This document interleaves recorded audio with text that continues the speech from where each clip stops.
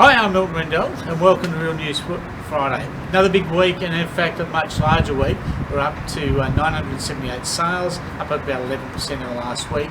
Now stock levels have come down. Now we're down to 8,337, so getting close to that 8,000 mark again. But we're still, in terms of stock, we're down about 22% on where we were a year ago. So we are still fairly light on stock, but it seems to be the normal number between that 8 to 8,500 at the moment, which seems to maintain the sales, which is an interesting one. Rentals, the number of rentals are up by about 1% to 2,408, down about 10% though of what it was a month ago. So obviously we've had a fairly active last 4 to 5 weeks, but we're still down about 23% in terms of the number of rentals on the market to a year ago.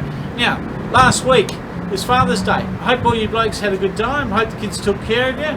My kids smothered me. We had a great barbecue, had a lot of great time. Now, just a couple of quick things to talk about this week. People keep asking me different real estate questions in terms of, is it a good time to buy? The answer still is yes. Obviously the stock levels out there are a fair mix. The market is fairly active, and we are particularly seeing more interest in Midland now than we have probably for the last 5 years. So the activity around the Midland area is certainly up, and I can see that that's going to continue because the inquiry rate has almost trebled to what it was probably 6 months ago, which is a really encouraging sign overall. Other questions that people have of me, basically, Milton, when it comes to negotiation, what should I do?